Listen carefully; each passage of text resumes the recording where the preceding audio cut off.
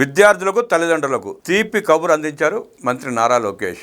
గత వైఎస్ఆర్ కాంగ్రెస్ పార్టీ గత 5 ఏళ్లలో జగన్మోహన్ రెడ్డి విద్యార్థుల్ని, ఆ విద్యార్థుల తల్లిదండ్రులను మోసం చేసి ఫీజు రియంబర్స్మెంట్ బకాయిలు 4,500 కోట్ల రూపాయలు ఎగ్గొట్టి పారిపోయాడు. కూటమి ప్రభుత్వం వచ్చిన తర్వాత 2 విడతలు రిలీజ్ చేసి ఆ విద్యార్థులను ఆదుకున్న పరిస్థితి మనకు తెలుసు. కాలేజీల్లో బకాయిలు ఉన్నాయని చెప్పి సర్టిఫికేట్లు ఆపే ప్రయత్నం చేస్తే, పరీక్షలు రాయనివ్వకుండా చేసే ప్రయత్నం చేస్తే మంత్రి నారా లోకేష్ గారు జోక్యం కల్పించుకొని మేము కడతాము, విద్యార్థులను ఇబ్బంది పెట్టొద్దని చెప్పి యాజమాన్యాలకి నచ్చజెప్పి సర్టిఫికేట్లు ఇప్పించి పరీక్షలు రాసే పరిస్థితి తీసుకొచ్చిన సంగతి కూడా మనకు తెలిసిందే. ఆనాడు 2 విడతలుగా ఆ 4,500 కోట్ల రూపాయల బకాయిలు 2 విడతలు రిలీజ్ చేశారు. నేడు మళ్ళీ 1,200 కోట్ల రూపాయలు రిలీజ్ చేశారు. కూటమి ప్రభుత్వం వచ్చిన తర్వాత ఇది 3వ దఫా ఫీజు రీఎంబర్స్మెంట్ బకాయిలు రిలీజ్ చేయటం.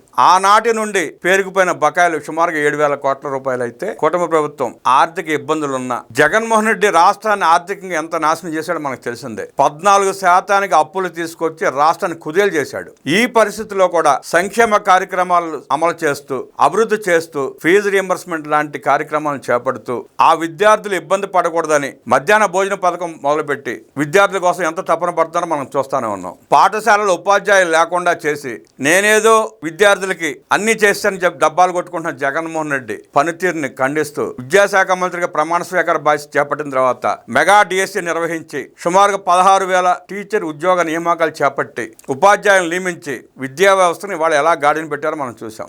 ఎస్సీ, ఎస్టీ, బీసీ, మైనారిటీ విద్యార్థులు ఇబ్బంది పడకూడదు, వారికి సకాలంలో ఫీజు రింబర్స్మెంట్ అందించాలనే ఉద్దేశంతో సర్కార్తో మాట్లాడి సర్కార్ను ఒప్పించి ఇవాళ 1,200 కోట్ల రూపాయలు రిలీజ్ చేపించి ఆ విద్యార్థులు, ఆ తల్లిదండ్రుల ముఖాల్లో చిరునవ్వు చూస్తున్నారు నారా లోకేష్. జగన్మోహన్ రెడ్డి చేశాడు, విద్యా వ్యవస్థను ప్రక్షాళన చేశాను, అది చేసిన పొడి చేశాను అన్నాడు. 100 రూపాయలు రంగు డబ్బా తీసుకుని పెయింట్లు వేసి 100 కోట్లు నొక్కేశాడు తప్ప విద్యా వ్యవస్థకి జగన్మోహన్ రెడ్డి చేసిన శూన్యం. 1,200 కోట్ల రూపాయల బకాయిలు విడుదల చేయడంతో పోస్ట్ మెట్రిక్ కోర్సులు చదువుతున్న విద్యార్థులకు ఊరట కలగనుంది. ప్రభుత్వ ఉత్తర్వులపై విద్యార్థులు, తల్లిదండ్రులు సంతోషం వ్యక్తం చేస్తున్నారు. బకాయిల విడుదలకు కృషి చేసిన విద్యాశాఖ మంత్రి నారా లోకేష్ కృతజ్ఞతలు తెలిపారు. బకాయిల విడుదలతో పేద, బడుగు, బలహీన వర్గాల విద్యార్థులకు పెద్ద ఎత్తున ఉపశమనం కలుగుతుంది, వారి భవిష్యత్తుకు భరోసా ఉంటుంది. కూటమి ప్రభుత్వం చెప్పింది చెప్పినట్లు చేస్తోందనడానికి ఇదొక నిదర్శనం. విద్యా వ్యవస్థను అడ్డం పెట్టుకుని జగన్మోహన్ రెడ్డి పుస్తకాల మీద, కోడిగుట్ల మీద, చిక్కీల మీద ఫోటోలు వేయించుకోవడం తప్ప చేసింది ఏమీ లేదు. తన రాజకీయ ప్రసంగాలకి, రాజకీయ వేదికల దగ్గరికి స్కూళ్లు సెలవు ఇచ్చి మరీ విద్యార్థులను తీసుకువెళ్లి వాళ్ళు ఎలా ఇబ్బంది పెట్టాడో మనం చూసాం. పిల్లలకు నరకం చూపించాడు జగన్మోహన్ రెడ్డి. నుదుటిన పెట్టుకునే బొట్టు బిళ్ల మీద తన బొమ్మ తప్ప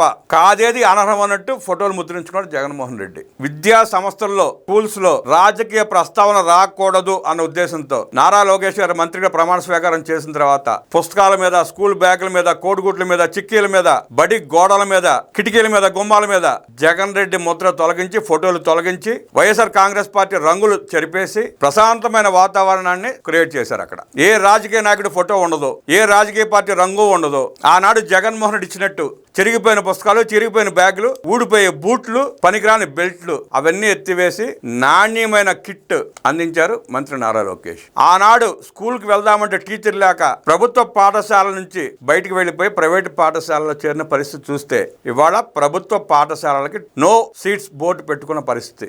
అనేక స్కూల్స్ లో సీట్లు దొరకని పరిస్థితి. నాణ్యమైన భోజనం, ఉత్తమమైన విద్యా బోధన, ప్రశాంతమైన వాతావరణం కల్పిస్తే విద్యార్థులు స్కూల్కి ఎలా వస్తారో ఇవాళ ఆంధ్రప్రదేశ్ లో ఉన్న ప్రభుత్వ పాఠశాలలే నిదర్శనం. అది పాలన అంటే. మంత్రిగా ప్రమాణ స్వీకారం చేసిన తర్వాత నారా లోకేష్ గారు పాఠశాలల్లో విప్లవాత్మకమైన మార్పులు తీసుకొచ్చి ఎంత చక్కగా తీర్చిదిద్దుతారో మనం చూస్తున్నాం. మెగా పీటీఎం నిర్వహించి ఆయన మంత్రి అయిన తర్వాత ఇప్పుడు రెండు అయినట్టున్నాయి మెగా పీటీఎంలు. విద్యార్థుల తల్లిదండ్రులు, ఉపాధ్యాయులు కలిసి విద్యార్థుల చదువుల గురించి చర్చించుకుని విద్యార్థుల ఉన్నతికి ఎంత కృషి చేస్తున్నారో చూస్తున్నాం. ఆ మెగా పీటీఎంల ద్వారా సుమారుగా 3 కోట్ల మంది తల్లిదండ్రులు అయితేమి, విద్యార్థులు అయితేమి, ఉపాధ్యాయులు అయితేమి కూర్చుని చర్చించుకున్న పరిస్థితి. వ్యవస్థను బాగు చేయాలంటే, రాష్ట్రానికి మేలు చేయాలంటే, విద్యార్థులకు మేలు చేయాలంటే, ఆ విద్యార్థులకు ఉపాధి అవకాశాలు చూపించాలంటే నారా లోకేష్ లాంటి యువ నాయకుడు, దూరదృష్టి ఉన్న నాయకుడు, ప్రజల పట్ల మమకారం ఉన్న నాయకుడు, రాష్ట్రాన్ని ప్రేమించే నాయకుడు ఉండాలి తప్ప జగన్మోహన్ రెడ్డి లాంటి దోపిడీదారుడు ఉండకూడదని స్పష్టంగా అవగతమైంది ప్రజలకి. వాళ్ళ అదే నారా లోకేష్కి వైఎస్ జగన్మోహన్ రెడ్డికి ఉన్న తేడా.